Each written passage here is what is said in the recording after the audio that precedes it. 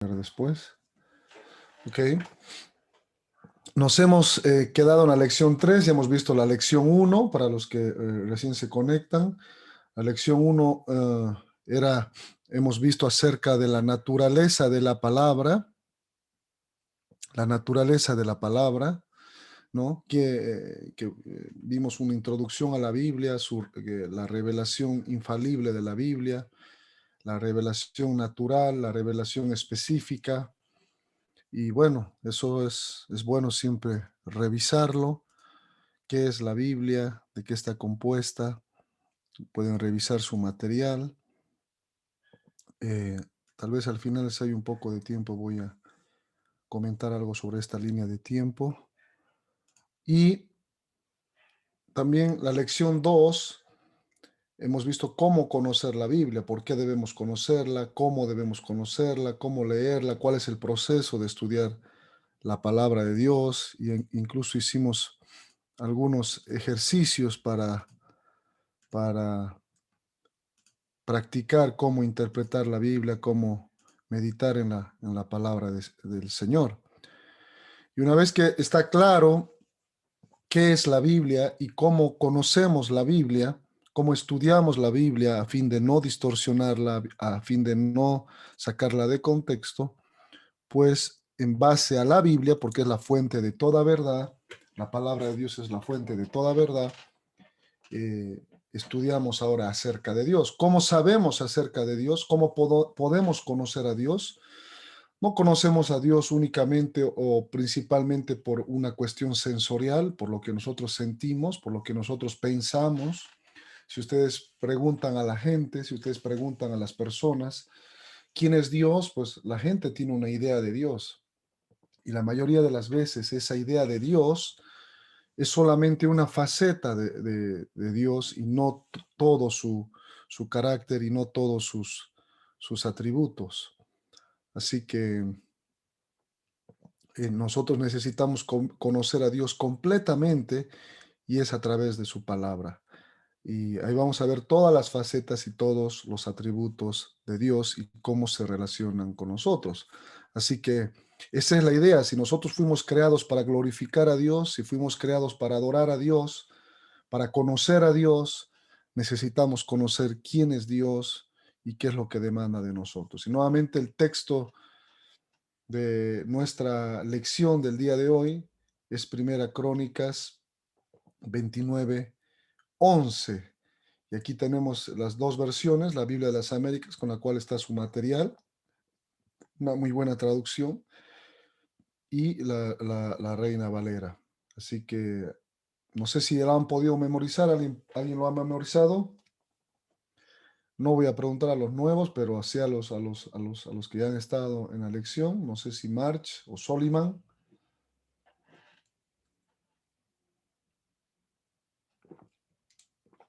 ¿Están ahí?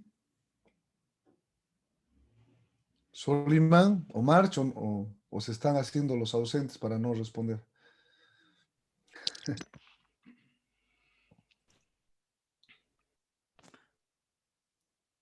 Buenas noches, ¿cuál era la pregunta? Es que estuve ausente un ratito. El versículo, Soliman. ¿Has memorizado el versículo? Sí, ¿de cuál tema? De la lección 3. Estamos en la lección 3.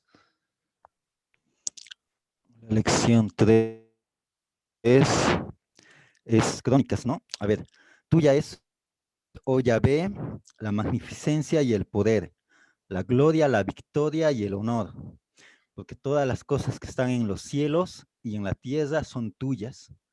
Tuyo, oh Yahvé, es el reino, y tú eres alabado sobre todos. Perfecto. ¿Qué Primera versión es Crónicas esa? 29:11. ¿Qué versión es esa? Reina Valera, pero creo que le fallé en alguito, ¿no? Ah, ya, pensaba que estabas nombrando alguna otra versión.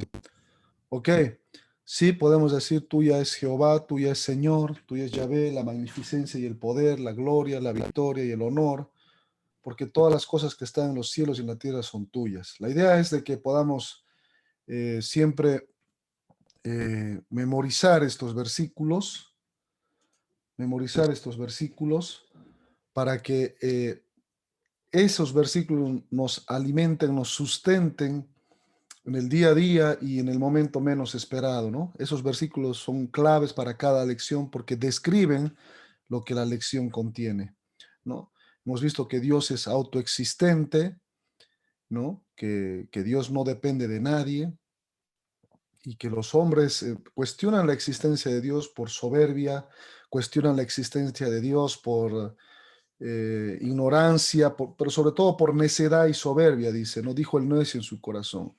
Y la principal razón para rechazar la existencia de Dios no es necesariamente algo intelectual, no son falta de motivos racionales o intelectuales, sino son más bien falta de un motivo moral, es decir, ellos no quieren aceptar la existencia de Dios, no porque no haya evidencias, sino porque no quieren dar cuentas a Dios de sus vidas o de sus actos, ¿no? Quieren vivir libremente sin Dios. Entonces es preferible decir, no, prefiero creer que Dios no existe y para justificar esa posición inventamos o erigen un montón de argumentos, ¿no? Un montón de argumentos. Entonces, esa es la autoexistencia de Dios. Hemos visto como parte de eso que hay un solo Dios. Conociendo ese Dios, hay un solo Dios y ese Dios es trino, Padre, Hijo y Espíritu Santo. Es uno en naturaleza y tres en personas diferentes. Hemos estudiado un poco eso, pero no hemos profundizado mucho porque va a haber una lección específica sobre eso, pero nos da la idea de que el Dios que tenemos es un Dios trino, cuyos miembros de la Trinidad, el Padre y el Hijo y el Espíritu Santo, son coeternos, no son creados, son coeternos y son de la misma sustancia, ¿no? Eh, bueno, el Padre está en el cielo, el Cristo está a la mano derecha del Padre, el Espíritu Santo ministra en nuestro corazón, ¿no? Y al mismo tiempo están en todas partes. Ese es el misterio de la deidad de Dios y de la Trinidad. Hemos visto en la anterior lección que podemos conocer a Dios, aunque, porque Jeremías 9:24 dice, no se alabe el sabio en su sabiduría, ni el rico en sus riquezas. Si en algo hay que alabarse, si en algo debemos alabarnos, es en conocerme, dice Dios, ¿no? Entonces, Él nos indica en su palabra de que podemos y debemos conocerle. Es posible conocer a Dios a través de su palabra, pero al mismo tiempo es incomprensible en su totalidad. ¿Por qué? Por dos motivos, ¿se acuerdan? Uno, porque nuestra mente es finita y Dios es infinito. Por eso, si mal no recuerdo, Romanos 11:33 es el versículo que dice, oh profundidad de las riquezas del conocimiento de Cristo, cuán insondables son tus juicios. No se puede comprender, no se puede comprender. Entonces, es incomprensible en su totalidad por nosotros porque somos seres creados y finitos. Y dos, ¿se acuerdan por qué? ¿Alguien? ¿Ya están todos acá? Bienvenido, William, Daniel, Jaime, Gracias, Pablito. Buenas noches a todos. Juárez Molina, buenas noches. William apareció ahí como Lázaro después de mucho tiempo, me alegra. Eh, bueno, ¿se acuerdan la segunda razón?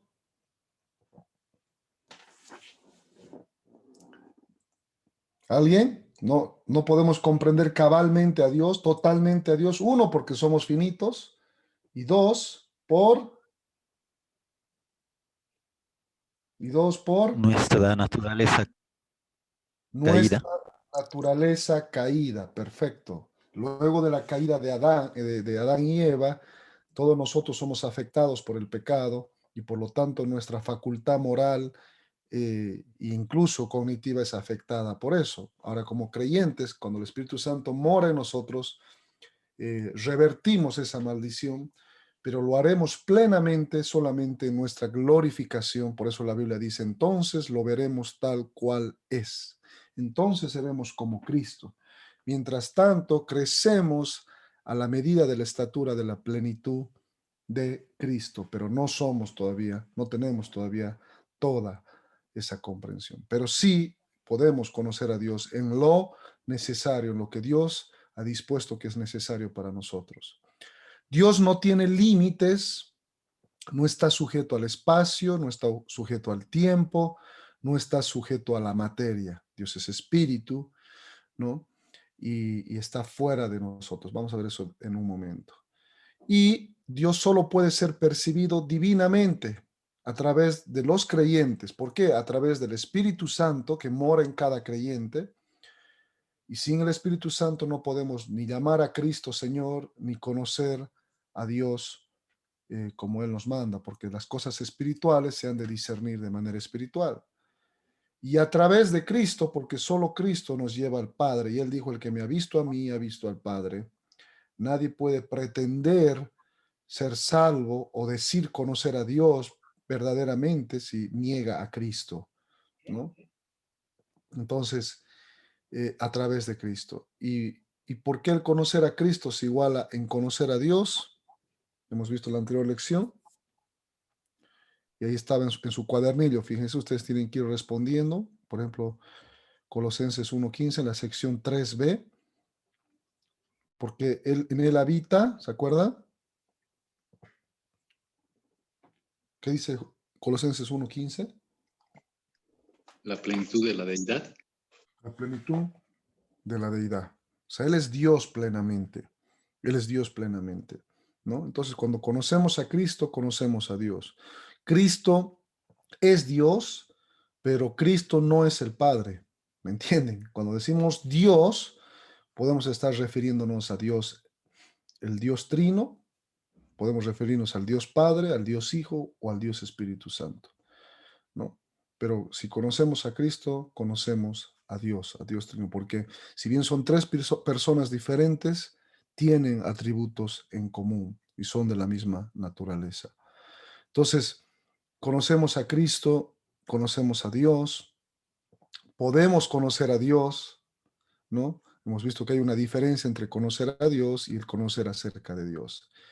Y el conocer a Dios no es algo místico, no es algo que, bueno, me encierro 10 horas a orar y voy a conocer más a Dios. No necesariamente. Conocemos a Dios por el estudio cuidadoso y sosegado de la palabra. Si como la plata la buscares y la escudriñares como a tesoros, dice, si clamares a la inteligencia y a la prudencia dieres su voz. Si como la plata la buscares y la escudriñares como a tesoros, entonces entenderás el temor de Jehová y hallarás el conocimiento de Dios. Y eso requiere diligencia, requiere trabajo, requiere sacrificio en el sentido de estudiar la palabra, en el sentido de leer la palabra, de aplicar la palabra a nuestras vidas. Entonces sí podemos conocer a Dios, pero sí también demanda de nuestra parte esfuerzo. Conociendo a Dios prácticamente, con eso cerramos. Ponga su mirada y sus deseos en buscar a Dios. Llene su mente con su palabra y obedézcala. Aprenda a temer a Dios. Ese es el principio de la sabiduría, ¿no? El principio de la sabiduría es el temor de Dios y eso nos lleva a apartarnos del mal, ¿no?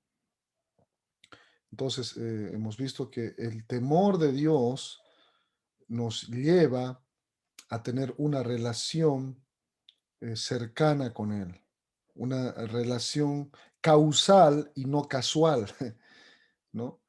Eh, porque tenemos una percepción de quién es Dios y esa percepción y ese conocimiento de quién es Dios nos lleva a, a amarlo, a temerlo en el sentido de honrarlo, de respetarlo, ¿no? Y no solamente una mera nombramiento de Dios, ¿no? La gente que no conoce a Dios, la gente que no ama a Dios, puede mencionar a Dios, ¿no? Dice, ay, que Diosito te bendiga, pero muy casual. En algunos momentos de su vida, cuando están en necesidad o cuando quieren desear algo, ahí mencionan a Dios. Pero eso es algo muy casual y ni siquiera verdadero, porque Dios no escucha a nadie que se presenta delante de Él si no es a través de Cristo. ¿Y por qué no escucha a nadie si no es a través de Cristo? porque nadie puede estar en la presencia de Dios por su propia justicia. Y eso es lo que vamos a ver en unos momentos con el atributo de santidad. Eh, bueno, y conocemos a Dios conociendo la suma de sus atributos. Entonces, entrando un poquito a la primera parte de lo que es los atributos de Dios, y aquí luego les voy a preguntar cómo han llenado un poco su material. Eh, los atributos de Dios nos permiten conocer su carácter, y dónde sacamos el carácter de Dios, de dónde obtenemos la revelación de quién es Dios, pues de la palabra de Dios, porque es su palabra inspirada. Entonces, la deidad, y aquí cuando hablamos de la deidad es de la Trinidad. Veamos atributos no comunicables. ¿Qué se refiere con atributos no comunicables? No es que no se comunican, sino que son propios de Dios y que no se reflejan en su creación o en el ser humano. El ser humano es imago Dei, hecho a la imagen de Dios. Pero estos atributos que vamos a ver a continuación solo se aplican a Dios y por eso se llaman no comunicables o no extensibles a los seres humanos. Y un atributo de ellos, es la eternidad. Esto significa que Dios no tiene principio ni fin, en tanto que los seres humanos y todo lo que existe sí tiene principio y fin. Sí somos creados. El universo mismo tiene un origen y eso es lo que hemos visto ya a detalle en la anterior lección, de que la ciencia y todos los científicos actualmente, los que trabajan en la astronomía y la física, coinciden en general que el universo tuvo un inicio. Todos coinciden que tuvo un inicio. Ahora, en lo que no coinciden y lo reconocen es quién causó ese inicio, esa pequeña partícula o molécula que explotó, que algunos llaman el bosón de Higgs, porque es uno que descubrió y dijo que todo viene de esa explosión. Estoy dando la perspectiva, digamos, naturalista y evolucionista. No es que creo en eso, sino que si hay un punto en común con eso es de que ellos sostienen de que el universo tuvo un principio, cosa que antes se negaba, pero la evidencia muestra la segunda ley de la termodinámica, que la energía se reduce y el hecho de que el universo se expande significa que fue creado, o sea, no es estático, ¿no? Entonces tuvo un origen y una creación, pero en tanto que Dios, que no es materia, que no es tiempo y que no es espacio, no tiene principio y no tiene fin. Dios es omnipotente, eso significa que Dios es todopoderoso, puede hacer todo lo que a Él se plazca, obviamente, sin que eso vaya en contra de su santidad o en contra de la razón. No me acuerdo, no recuerdo bien, pero había un desafío filosófico de alguna gente que decía, si Dios es todopoderoso, puede hacer una piedra tan pesada que no pueda levantarla, cosas como esas, ¿no? Pero eso es absurdo, es entrar en una incongruencia innecesaria, ¿no? Dios es todopoderoso, todo lo que hace. Estoy informando 3.4 millones de estados del clima simultáneamente. Siri. Ok. Todo lo que hace es lo hace al instante. De hecho, Él creó los cielos y la tierra, creó del fiat, es decir, de la nada. Él dijo, hágase, ¡pum! Y de la nada se hizo. No usó materia prima, como en el caso del hombre que alzó el polvo y lo hizo. Cuando creó el universo y creó todo, al comienzo, sea la luz y se hizo de la nada. Eso es fiat, ¿no? De la nada. Y ese es el poder de Dios. Y con eso sustenta todo. Bueno, hay algunos versículos que podemos ver rápidamente. Bueno, este es nuestro versículo precisamente, por eso lo hemos memorizado, el versículo de esta lección, 1 Crónicas 29:11.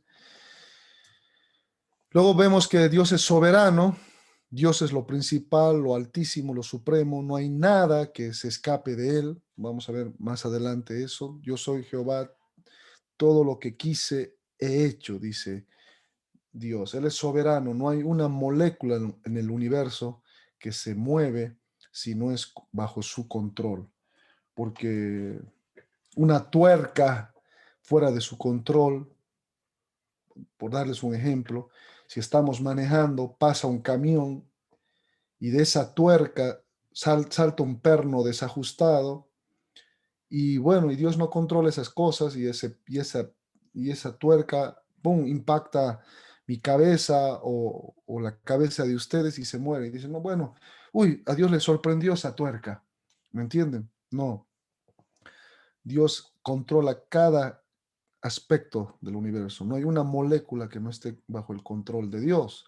Esto no significa que todo está determinado, no es determinismo, como la Matrix nos enseña la película Matrix, que creo que ahora van a estrenar la 4 no sé cuándo. Pero no es determinismo, como enseña el naturalismo, es decir, que todo ya está programado, no es eso, sino que Dios controla, nada se escapa de su conocimiento y de su control, ¿no? Eh, Dios es omnisciente, Dios lo sabe todo, no hay nada que se escape del conocimiento de Dios. Él no procesa información, Él la sabe al instante. Dios es omnipresente, la deidad es omnipresente, Dios está presente en todo lugar. No hay lugar, no hay rincón en el universo que donde Él no esté, porque es espíritu, ¿no? Él es espíritu. Por eso el Salmo 139, David dice, ¿a dónde me huiré de tu presencia? ¿No? No puedes huir de su presencia. Él está en todas partes. Y tenemos los atributos comunicables que vamos a ver en unos más adelante. Por comunicables nos da a entender que esos sí se pueden reflejar en su creación, en el caso de los que somos creados a su imagen y semejanza, que solo son los seres humanos. Los animales, las plantas no son creados a la imagen de Dios. Nosotros somos a la imagen de Dios. No una imagen física, porque Dios es espíritu. La Biblia no especifica en qué sentido somos a imagen y semejanza de Dios. Algunos dicen en el sentido moral, aunque no somos como Dios, en el sentido que podemos distinguir entre el bien y el mal, aunque no totalmente como Dios, en el sentido en que gobernamos, dicen otros, sobre la creación, que ejercemos dominio, y así, ¿no? En el sentido que razonamos, somos los únicos en la creación que razonamos cabalmente. Algunos animales lo hacen a un nivel muy primario, muy a nivel intuitivo o ¿cómo se dice la palabra? Muy a nivel eh, intuitivo, sí, intuitivo es la palabra, o casi mecánico, ¿no? Pero nosotros somos los que podemos razonar y pensar en la belleza, en cosas como la belleza, en cosas como el amor. Los otros, los animales no pueden pensar en eso, ¿no? Eh, entonces, la santidad es algo que vamos a ver ahora, es algo que Dios es santo y nosotros podemos ser santos en Él, la rectitud y la justicia y el amor, ¿no? Entonces, vemos que ahora hay una armonía en todos esos atributos. No es que Dios, bueno, es eterno y se separa de su omnipotencia y se separa de su soberanía o de su omnisciencia. No es que Dios solamente es santo, pero no es amor. O como muchos, la mayoría de la gente en nuestro tiempo, los que, bueno, creyentes y no creyentes, sobre todo los no creyentes, aunque también podemos decir que algunos creyentes, la mayoría solo tiene a Dios como un Dios de amor y solo piensa en Dios en términos de amor y misericordia, pero no piensa en Dios en términos de rectitud y justicia y de santidad. Entonces distorsionan a Dios porque solo se enfocan en uno de sus atributos. Pero la armonía de los atributos de Dios nos indica que Dios, cuando actúa en la totalidad de sus atributos. Nosotros identificamos parte de esos atributos, pero solo para identificarlos y para estudiarlos, pero luego ellos interactúan en el Señor, ¿no? Todos ellos, así como nosotros, digamos, ¿no? Nosotros tenemos rasgos característicos, pero cuando actuamos, actuamos en un todo. ¿Cómo armonizan, por ejemplo, juntos el amor de Dios y la justicia de Dios? O sea, por un lado, si Dios es amor, ¿cómo puede Dios al mismo tiempo, si Dios es amor, mandar a la gente o permitir que la gente vaya al infierno o que sufra, ¿no? Y por otro lado, si Dios es un Dios de justicia, si es un Dios de ira, si es un Dios de rectitud, ¿cómo puede tener amor? Pero vemos que esas son contradicciones o paradojas o que tenemos nosotros como seres humanos en nuestra mente finita, pero que no necesariamente Dios tiene esas contradicciones. Por ejemplo, Dios es amor, Dios dio a su Hijo para morir en nuestro lugar, dice Juan 3:16, y ese es el versículo tal vez más famoso de la Biblia, y donde el que más se usa para enfatizar el amor de Dios, aunque el 17, el 18 y el 19 de Juan 3 habla también del juicio de Dios, y eso a veces no se lo cita, pero bueno, tomando lo que habla del amor, dice, porque de tal manera amó Dios al mundo que ha dado a su Hijo, para que todo aquel que en él cree no se pierda, sino que tenga vida eterna. Entonces, ahí Dios expresó la máxima expresión del amor del Padre, de Dios Padre, fue dar a su Hijo unigénito para morir en lugar de los que creen en Él, ¿no? Y justicia significa que Dios juzgará al hombre por su pecado y rechazo a Cristo. ¿Qué dice Romanos 3:23? ¿Alguien ahí de memoria deberían saberlo?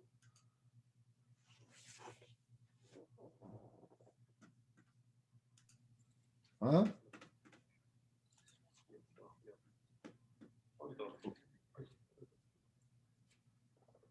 ¿Por cuánto? ¿Cuánto todos Cuando todos pecaron? pecaron y están destituidos de la gloria de Dios. Perdón. Así es, está bien, por cuanto todos pecaron, están destituidos de la gloria de Dios. Ok, entonces, en la justicia de Dios, como todos hemos pecado, no podemos ir a la gloria de Dios, no podemos llegar al cielo. Ahora, ¿cómo es eso? O sea, por un lado, Dios nos dice de que estamos destituidos de la gloria de Dios, que no vamos a ir al cielo. Pero por otro lado, dice que nos ama, que ha mandado a su Hijo a morir en nuestro lugar. ¿Cómo conciliamos esos atributos? ¿No? Pues bueno, les hago una pregunta. ¿Nuestra sociedad sería justa si no castigáramos a un asesino? ¿Sería justa? Piensen en eso. No, ¿ve? No recuerdo, creo que escuché esto de Paul Washer o no recuerdo, pero ponía un ejemplo sobre esto ahora que recuerdo. Piensen que se pilla a un asesino, se encuentra un asesino, se lo apresa, un asesino, un violador, que aparte de ser violador asesinó, se lo apresa, se lo lleva a la cárcel y luego se lo presenta delante de un juez. Y el juez está en el juzgado, juzgando al asesino, y afuera de la sala está la gente marchando y diciendo justicia para, no sé, ustedes saben, ¿no? Para, no sé, justicia para María, ¿no? Y correctamente, con toda razón, ¿no? La sociedad reacciona pidiendo justicia contra este asesino, contra este violador. Y de repente el juez, que sabe que todo esto, se presenta el caso, hay pruebas suficientes para condenar al asesino, al violador, de repente el juez dice, bueno, es verdad que eres culpable, pero como yo soy tan bueno, como soy tan amoroso, te voy a perdonar ese crimen y no solo te voy a perdonar ese crimen, sino que te invito esta noche a cenar a mi casa. Y todo en paz y bueno, yo voy a decir que te he perdonado porque yo soy un juez tan misericordioso y tan amoroso y tan bueno que se me ha placido hacer eso hoy día. ¿Cómo creen que reaccionaría la sociedad o la gente que estaba afuera ahí con sus pancartas y marchando? ¿Qué dirían de ese juez?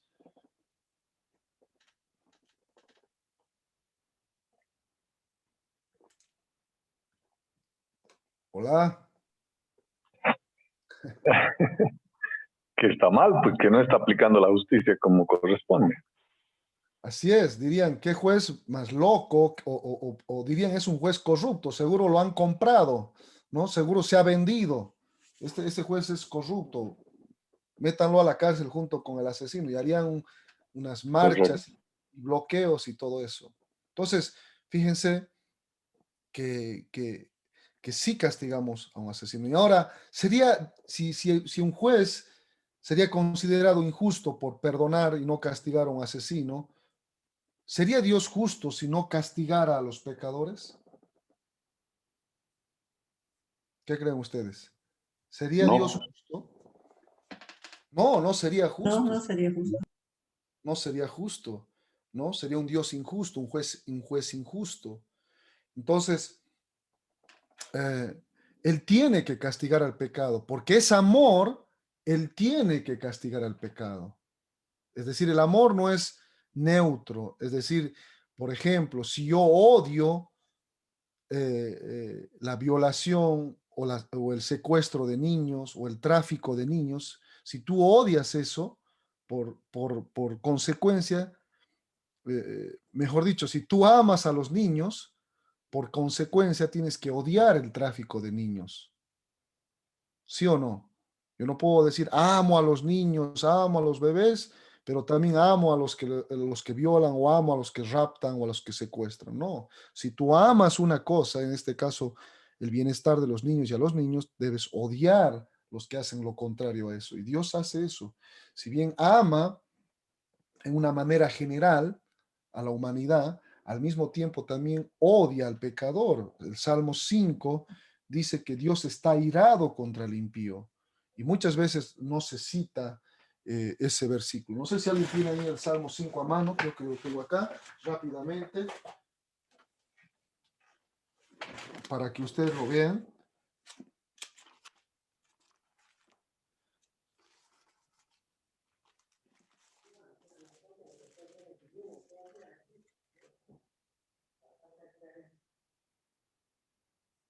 Fíjense lo que dice Salmo 5, versículo 4.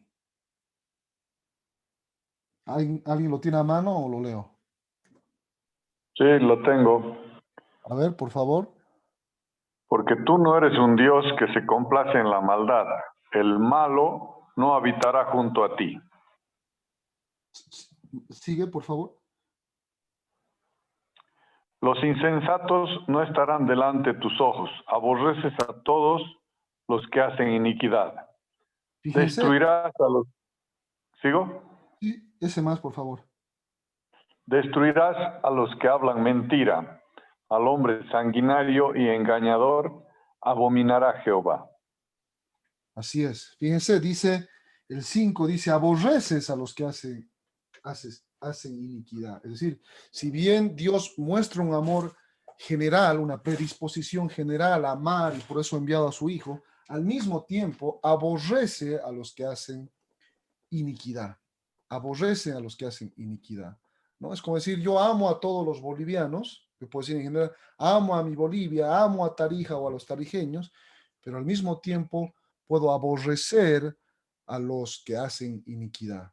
Y cuanto más Dios que es santo. O sea, Él aborrece al que hace iniquidad, al que está en pecado y no se arrepiente. Entonces siempre, pero no, Dios es amor, no va a mandar a nadie al infierno, no.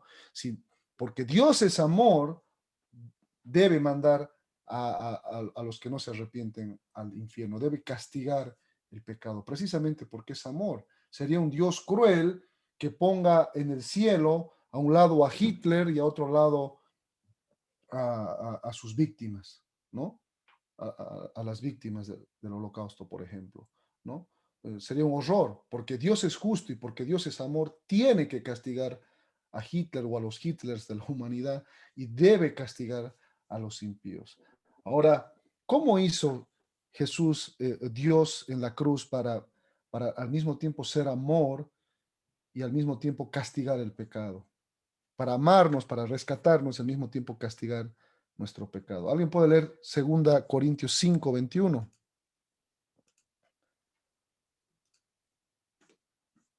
2 Corintios 5:21. Voy a ver si lo tengo acá.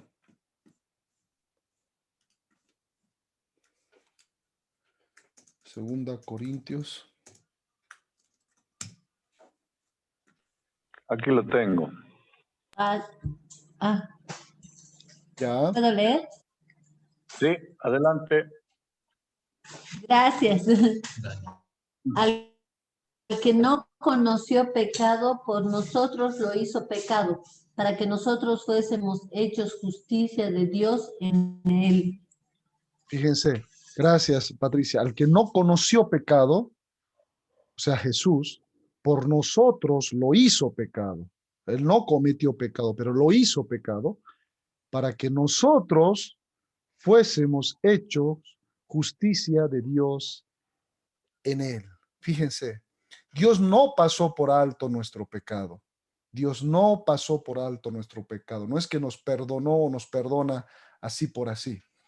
Fíjense acá, eh, presten atención.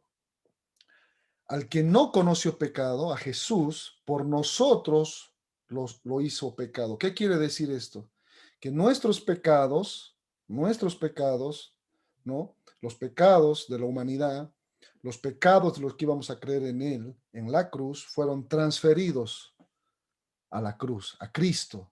Por nosotros lo hizo pecado. Él no cometió pecado, pero cargó nuestro pecado. De alguna manera, él llevó nuestro pecado. ¿Me entienden? ¿Para qué hizo eso? Por eso es que muchas veces cuando leemos el relato de Getsemaní, cuando el Señor sufre y dice, si es posible, pasa de mí esta copa, y cuando leemos o vemos películas respecto a Jesús, una de las películas famosas es La Pasión de Cristo, lo que más sobresale en ese tipo de películas es el sufrimiento de Cristo, ¿no? El sufrimiento de Cristo, el sufrimiento físico de Cristo. Y eso es lo que más se resalta, ¿no? Y se ve mucha sangre y mucha... Y está bien, Cristo evidentemente sufrió lo indecible en lo físico, en su cuerpo. Pero decir que solo Jesús sufrió por eso y que por eso dijo, si es posible, pasa de mí esta copa, haría a Jesús muy similar, digamos, a muchos mártires. Hay muchos mártires que han muerto a lo largo de la historia de la iglesia, miles de mártires, pero algunos que han destacado por morir en hoguera, como Policarpo, más adelante John Huss, cuando fue quemado en la hoguera, el precursor, uno de los precursores de la Reforma de Lutero, fue quemado. Y ellos dieron su vida y dijeron, por ejemplo, John Huss dijo, cuando lo quemaban, dijo, bueno, glorifico al Señor, gracias por tenerme por digno de esto. Y dijo, hoy vas a quemar a este ganso, pero de aquí a 100 años Dios va a levantar un cisne. Y por eso, bueno, Lutero justo tenía en su escudo familiar un cisne. Eh, pero murieron valientemente, no renegaron de su fe y mucha gente se convirtió precisamente por eso. Entonces, Jesús, si solo nos limitamos al sufrimiento físico, diríamos, bueno, que Jesús tuvo más temor que John Huss o que Policarpo o que otros cientos que murieron en la hoguera o en otro tipo de tortura. Pero lo que Jesús en Getsemaní sufrió más, no solo fue por el tema, por el sufrimiento físico que él iba a enfrentar, sino fue porque en su santidad el Hijo de Dios, el Hijo Santo de Dios, iba a cargar los pecados de la humanidad, los pecados de todos los que irían a creer en Él. ¿Me entienden? Y eso era el, al que no conoció pecado, por nosotros lo hizo pecado. El Padre cargó el pecado de nosotros, en el castigó nuestro pecado. La ira del Padre que merecíamos nosotros, que iba a caer sobre nosotros, que correspondía a nosotros por haber pecado contra Dios, la ira se cargó, la ira sobre el pecado se cargó en Cristo. Ahí Dios castigó el pecado. Y por eso es que Cristo sufrió, porque él nunca había conocido pecado y ahora iba a cargar el pecado. Ahora iba a ser hecho maldición por nosotros, por un lado. Y por otro lado, la presencia del Padre, en cuya relación eterna había estado en esa relación de la eternidad, el Padre lo iba a dejar a un lado porque no podía el Padre aceptar ni mirar el pecado, no podía en esa relación trinitaria concebir que el pecado esté ahí. Y por eso Jesús dijo, Elí, Elí, lama sabactani en la cruz. Dios mío, ¿Por qué me has desamparado? Porque Dios no podía ver el pecado.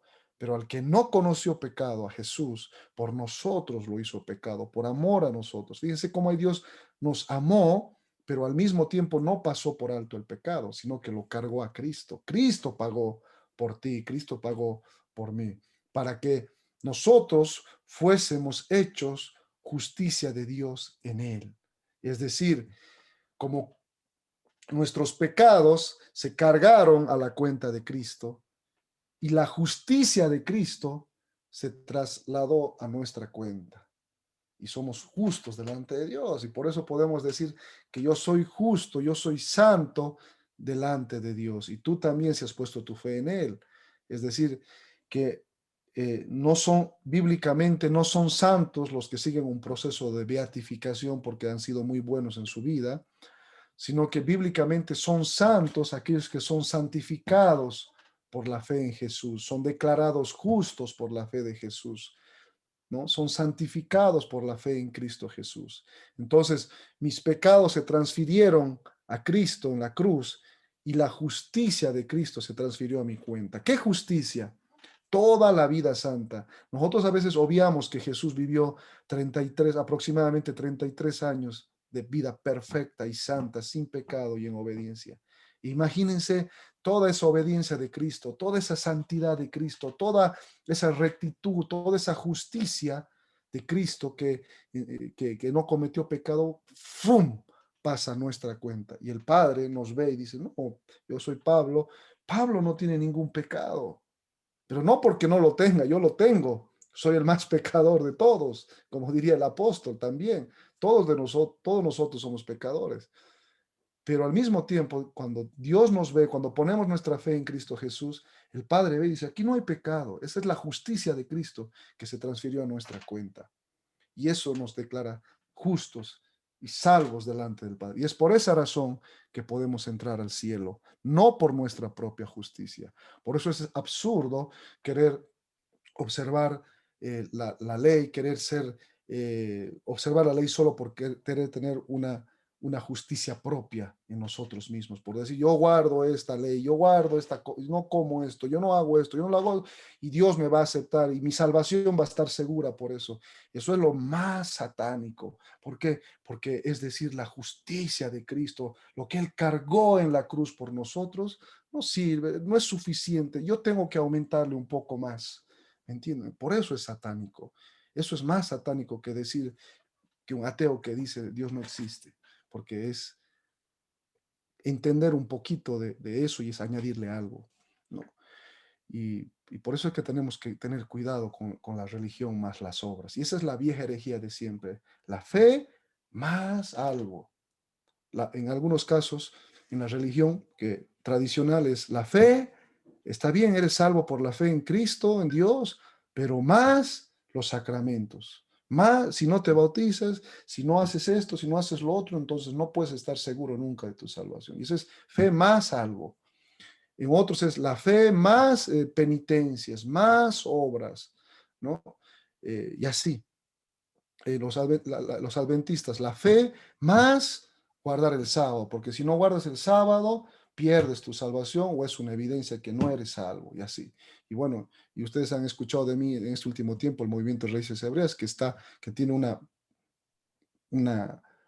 combinación, una mezcla de todas las otras sectas, y también su principal error o herejía es la fe supuestamente en Cristo, pero más la observancia de la Torá. Y no es que no observamos la Torá, pero la observamos en otro sentido y según lo que corresponde, lo que indica el Nuevo Testamento para los gentiles, porque nosotros no somos judíos ni israelitas, ¿no?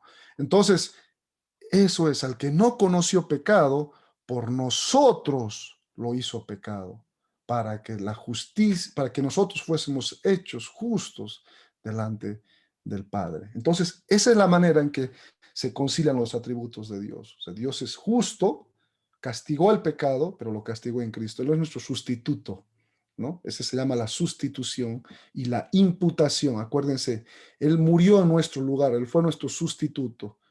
Él murió en el lugar que te correspondía a ti y al mismo tiempo te imputó su justicia a tu cuenta. Eres declarado justo y esa es la justificación y por eso eres salvo por la fe en Jesús. Y al mismo tiempo tus pecados se le imputaron a Cristo. Y por eso Él lleva hasta el día de hoy los huecos en sus manos y en sus pies, porque ahí cargó en la cruz tu pecado, ¿no? Entonces, y mi pecado. Entonces, si tú pones la fe en Cristo, si tú te arrepientes de tus pecados, entonces eres declarado justo delante de Dios. Puedes ir al cielo, no por obras de justicia, no por obras de la ley, sino porque has puesto tu fe en Jesús. Y Dios te ve santo, Dios te ve puro, Dios te ve limpio para entrar al cielo, por las obras de Cristo, no por tus obras. Nadie es bueno para entrar al cielo por sí mismo. Así desde comer a todos los pobres de Tarija o de Bolivia o el mundo, si tú no te arrepientes de tus pecados, eso no alcanza. Nadie, dice la Biblia, Romanos 3:9, no hay justo ni aún uno. Y dice más, Romanos 3:10 y 11, no hay quien busque a Dios. No solamente que no somos buenos, sino que no buscamos a Dios como la Biblia manda. Nadie busca a Dios. Dios tuvo que buscarnos a nosotros. Por eso se celebra la Navidad, porque es Dios buscando al hombre, Dios encarnándose al hombre. Ese debería ser el significado principal y único de la Navidad, ¿no? Para los que quieran festejarla y no distorsionarla. Entonces, Dios es la encarnación de Dios buscándonos. Entonces, es de esa manera en que se armonizan los atributos. No sé si alguien tiene una pregunta o comentario al respecto.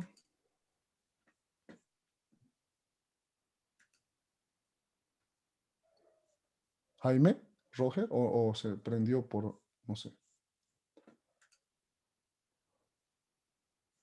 Nadie. Bueno, Sí, no, solamente comentar, ¿no? Que reforzando todo lo que nos estás hablando, como dice Efesios, ¿no? Que nosotros estábamos muertos en nuestros delitos y nuestros pecados, ¿no?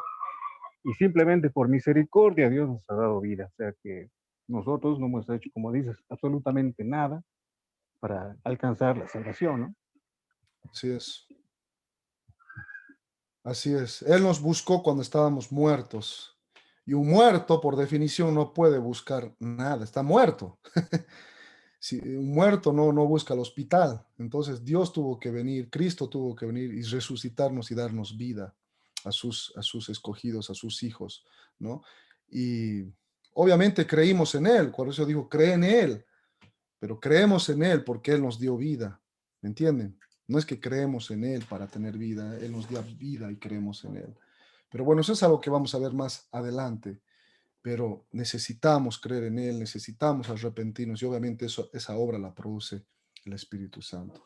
Pero lo que quiero que entienda es que Dios no pasa por alto al pecado. Por eso es mentira cuando dicen, no, bueno, ahora murió hace poco un futbolista famoso, Maradona, no, Dios es bonito, va a ir al cielo, todos van a ir al cielo al final. Al final Dios va a ser tan bueno que va a mandar al cielo a todos. Yo no puedo decir quién se va al cielo o no sé si Maradona se arrepintió o no. Lo único que puedo decir es que si no se arrepintió, porque toda su vida demostró lo contrario, y no quiero hablar contra él o cualquier otra persona, que toda su vida demuestra una vida impía, hemos visto que Dios aborrece al impío y no se arrepiente, pues Dios no va a tener por inocente al culpable, va a castigar con su ira, es justo, no los va a perdonar, pero no porque no quiera, sino porque no se arrepintieron, no pusieron su fe en Cristo. Entonces, y a nosotros merecíamos estar en el infierno, nos va a declarar justos por nuestra posición en Cristo Jesús. Nuestro boleto al cielo, en otras palabras, es Cristo.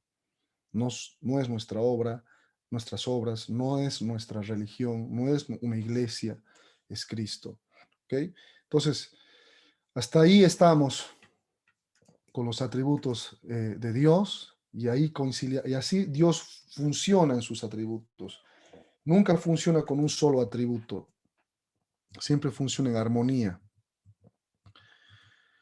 Y mirando un poco, vamos a ver algunos atributos de Dios. A ver, quiero ver el atributo de santidad, si vamos a sus cuadernillos, los que hayan llenado, a los que hayan estudiado, la santidad moralmente significa que que Dios no es tocado ni manchado por el mal en el mundo. Él es absolutamente perfecto y puro. Absolutamente perfecto y puro. Nunca cometió pecado. Cristo en su carne, ni Dios el Padre nunca, ni el Espíritu Santo no conocen pecado. Nunca han pecado. Son santos. Y es el atributo que Isaías 6 dice, santo, santo, santo. ¿Se acuerdan cuando Isaías tiene la visión y ve la presencia de Dios y cae? Dice, ay de mí que soy inmundo de labios, pero mis ojos han visto al Señor. Y ahí dice, y vi que los querubines decían, santo, santo, santo. 3 veces. Es el único atributo que se exalta a la tercera potencia, 3 veces. Tal vez una alusión a la eternidad. Santo el Padre, Santo el Hijo, Santo el Espíritu Santo. Tal vez no lo explica la Biblia, pero es probable que sea por la eternidad y al mismo tiempo es probable que sea por lo magnífico de ese atributo. Eso en cuanto a la moralidad, moralmente santo, pero también Dios es ontológicamente santo, es decir, en su ser es santo, significa que es diferente a nosotros en naturaleza, es diferente a nosotros, su esencia, su naturaleza, su ser mismo está por encima de nosotros. Por eso, cuando Jesús nos enseñó a orar, dijo, Padre nuestro que estás en los cielos, tú estás en los cielos, estás por encima de nosotros, es diferente a nosotros, está en otro lugar que nosotros, es diferente que a nosotros, no está limitado al espacio, al tiempo, a la materia. Él es autoexistente. Y eso es también santidad, es apartado del mal, apartado de nosotros. No sé qué han puesto en sus cuadernillos y vamos a ver al cuadernillo, a lección 3, al material de estudio.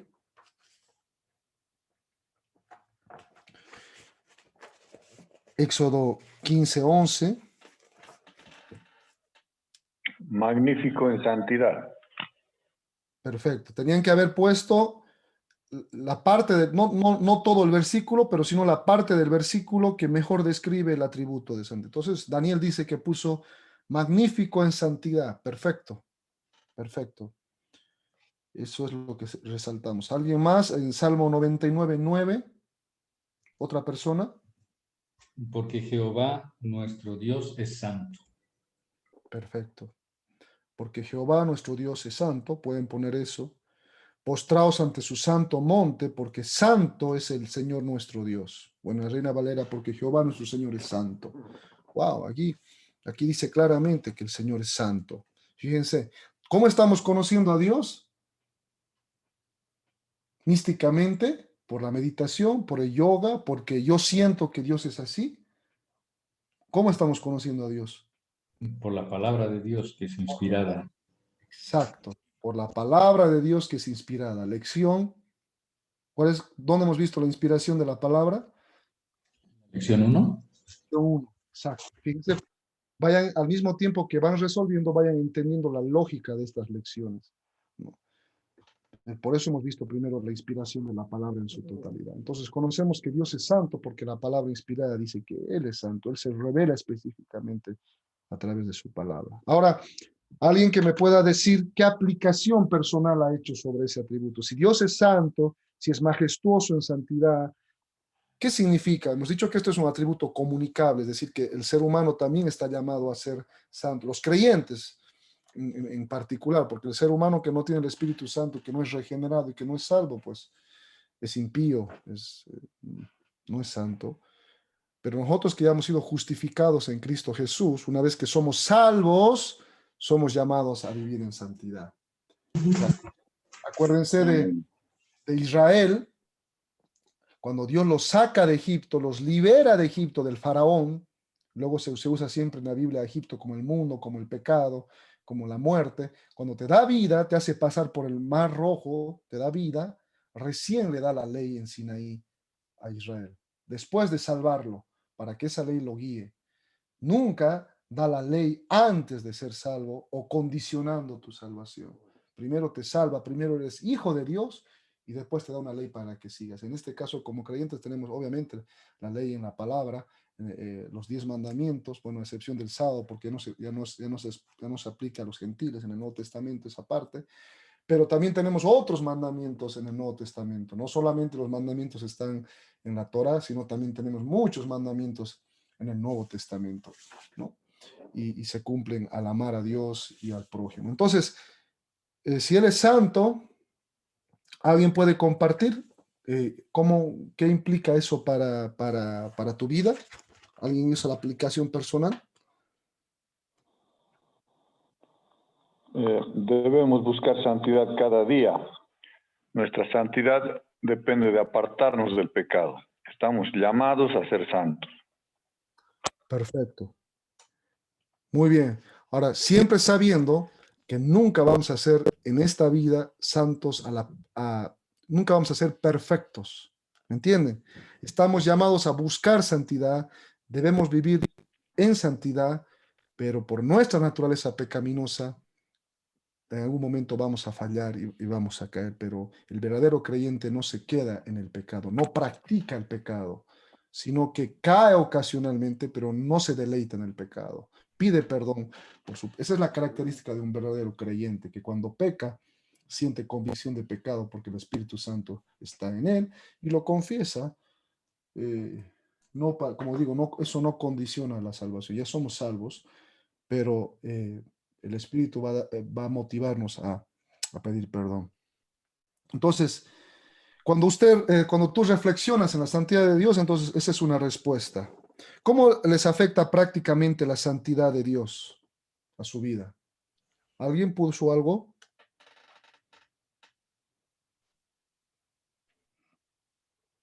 Por ejemplo, cuando vemos el relato de Profe, Isaías. yo quería dar un comentario.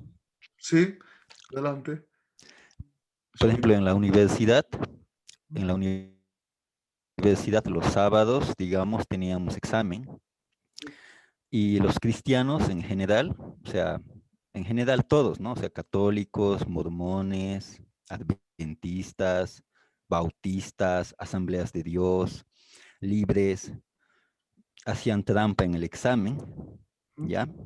Y en la noche, claro, los pentecostales era lo más grave, ¿no? Hacían trampa en el examen y en la noche en sus reuniones de jóvenes cantaban, ¿no? Tómame y muy mal, ¿no? Muy mal que como cristianos que somos, que dicen ser, hacen trampa en el examen, incluso con un líder de alabanza bautista, él me dijo que lo hace no se siente culpable y muy mal, ¿no? Todo eso. Entonces, esto de la santidad tiene que ser práctico en nosotros, no solo teoría, ¿no? Porque todo el mundo en cualquier iglesia mormona o de los testigos vas a escuchar que tenemos que ser, pero en la práctica no se ve eso, ¿no? Así es.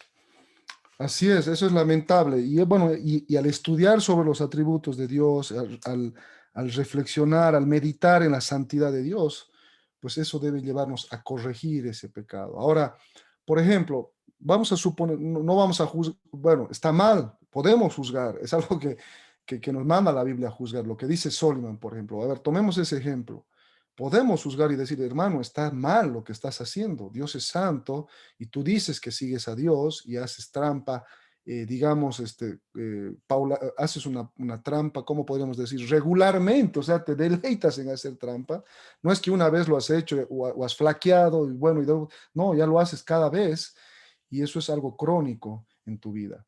Una posibilidad, digamos, es que, digamos, supongamos que es salvo, entonces, ¿cómo hacemos? Cuando tú lo exhortas en amor, obviamente, nunca, no, tú eres un pecador, te va a decir, lo exhortas en amor y dices, hermano, eso está mal, con la palabra y le muestras, y si el hermano es verdadero, si el hermano va a agarrar, como David, ¿se acuerdan? Cuando va Natán a confrontarlo con su pecado, no es que no peca el cristiano, David pecó, ¿no? Pero cuando lo confrontó con su pecado, él dijo, ¡ay! Se tiró al piso, ¿me entienden? Saúl no se arrepintió. Entonces, un verdadero creyente, cuando es confrontado con la palabra de Dios, va a decir, tienes razón, perdóname, por lo menos, o sea, se va a avergonzar incluso que le digas, pero no le va a importar la vergüenza, decir, hermano, perdóname, tienes razón, no me había dado cuenta, ¿ves? Y entonces ahí estás con la palabra corrigiendo, eso es corregir, ¿no? Eh, con el pecado, exhortar, ¿no? Con la palabra, mejor dicho, para el pecado. Entonces le estás ayudando a ser santo. Pero si esa persona se ríe de, no, eso, ay, como te dijo, eso es muy probable, si hacen la burla de la palabra o no quieren aceptar su pecado, es muy, muy probable que no sea verdaderamente salvo, y aunque diga que lo es, ¿no? Siempre un creyente, no es que no puede pecar o puede pecar en el mismo pecado, ¿verdad? Pero siempre tiene convicción de pecado. Esa es la señal, no la condición para alcanzar salvación ni para mantenerla, sino es la señal de que, de que el Espíritu Santo está actuando en tu vida y por lo tanto eres salvo. No somos perfectos, pero cuando pecamos, actúa la palabra de Dios. A veces actúa ese momento a través, a veces pasa una semana y lees la Biblia y dices, uy, aquí dice tal cosa y yo me acuerdo que hace una semana he hecho esto y no me había dado cuenta que era pecado. Perdóname, Señor. ¿Me entiendes? Y para estar en comunión con el Señor. ¿Me entiendes? Y a veces, como en tu caso, un hermano te confronta o escuchas una prédica y eso es lo que Dios usa para moverte a la santidad. Amén. Eh, ¿Qué más? ¿Cómo el reflexionar en la santidad de Dios? ¿En qué sentido me podrían decir que meditar, por ejemplo, en el pasaje de Isaías 6, cuando Isaías ve la santidad de Dios y ve su iniquidad, ¿en qué medida te lleva a adorar a Dios? ¿En qué sentido? ¿Alguien me puede decir? Stale creo que tenía un testimonio ahí una vez, no sé si está sobre eso. ¿En qué sentido te movió? ¿Staley? ¿Está o no está? ¿Aló? Sí. ¿Alguien más que puede decir? Sí, yo a veces,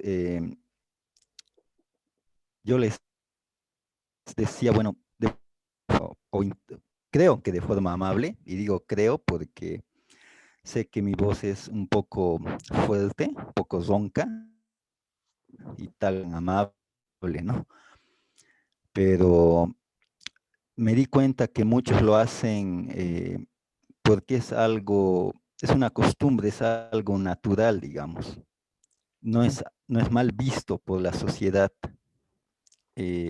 simplemente es algo normal, digamos. Ujú. Y como en la Biblia no dice, si haces trampa en el examen es pecado, como no lo dice de forma directa, parece que no hay ese entendimiento, ¿no? Sí, pero dice, no darás falso testimonio, ¿no? Y, y bueno, yo creo que, no sé, no puedo hablar por todos, pero casi todos los que estamos aquí alguna vez hemos hecho trampa en el colegio, en la universidad, pero cuando ya hemos conocido la verdad y cuando el Espíritu Santo entra a nuestra vida, pues hemos dejado eso poco a poco. Y a veces, aún siendo creyentes, si hemos caído en eso, luego hemos tenido convicción de eso y en algún momento pedimos perdón por eso. Ahora, no porque vayamos a cortar nuestra relación con Dios, sino que la relación con Dios se entorpece. No hay, digamos, no hay paz, no hay esa fluidez, ¿me entiendes? Se va adormeciendo nuestra vida espiritual. Es como en el matrimonio o la relación entre esposo o esposa o padre e hijo. No es que cuando tu esposa o tu esposo hace algo, peca contra ti o tu hijo te desobedece, ahora ya no es mi hija, has perdido tu filiación, ¿no? Y tu herencia por un pecado, no, sino que esperas que él o ella pida perdón por eso, pero no porque va a dejar de ser tu hijo, sino porque la comunión fluya, ¿me entienden? Para que haya armonía y amor, pero igual sigue siendo tu hijo en todo caso, ¿no? Eso en el caso cuando estamos seguros de que somos hijos de Dios. Entonces, esa es la santidad y la santidad de Dios nos debe llevar a decir, wow, o sea, qué miserable soy. Eso quería hacerles meditar en ese pasaje de Isaías. Cuando él ve la santidad de Dios, dice, wow, miserable de mí, ¿no? Y cuando nosotros meditemos en la santidad de Dios, deberíamos decir, wow, o sea, qué sucio que soy. No merezco ser salvo. O sea, yo no soy mejor que el que hace chancho en el examen, no soy mejor que el corrupto de la cárcel, soy peor que ellos y soy potencialmente peor que ellos. Yo estaría haciendo lo mismo que ellos o más que ellos.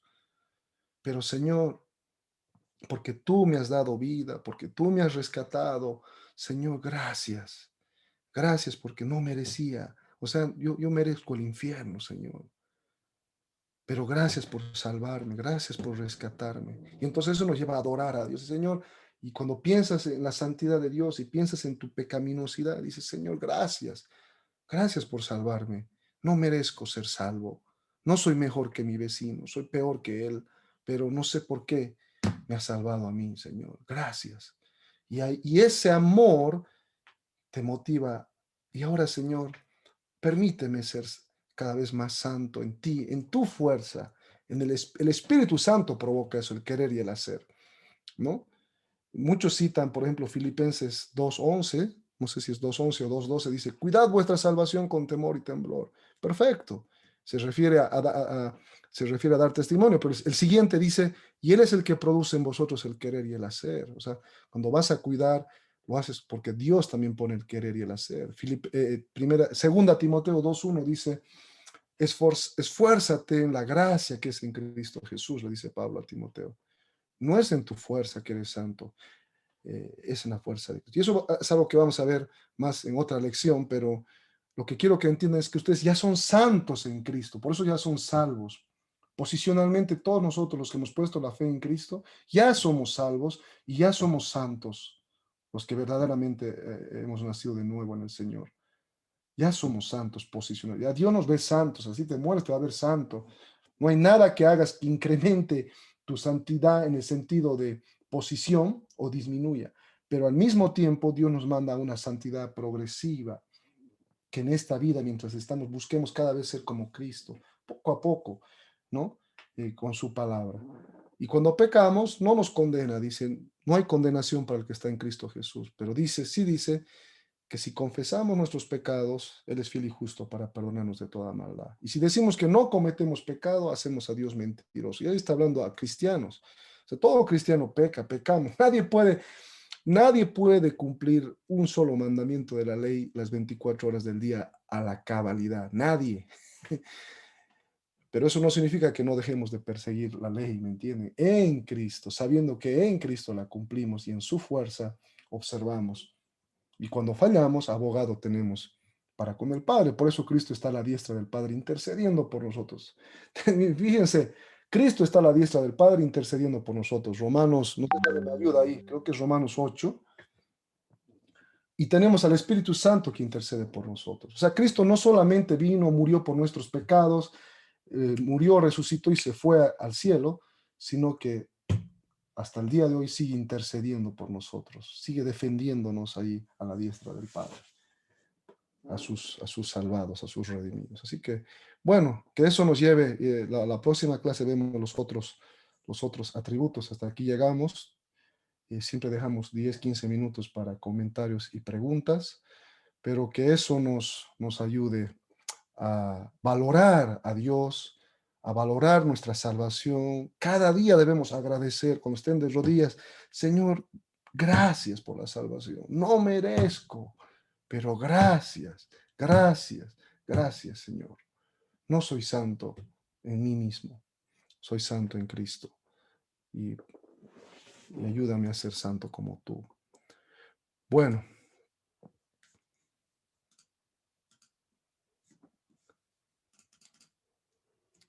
¿Alguien más? ¿Alguna pregunta o comentario? Y después ya oramos. Y para terminar. Comentar algo, Pablo, ¿puedo? Claro, claro, está para eso este tiempo. No, justo lo que hablabas de la santidad, ¿no? Es cuando meditamos, realmente nos quita toda soberbia que podamos tener, ¿no es verdad? Porque nos lleva realmente a humillarnos y, como comentabas, a ser agradecidos, porque sin merecerlo, como habías dicho que estábamos muertos, o sea, por mera misericordia, ¿sí? O sea, solo misericordia, nada más.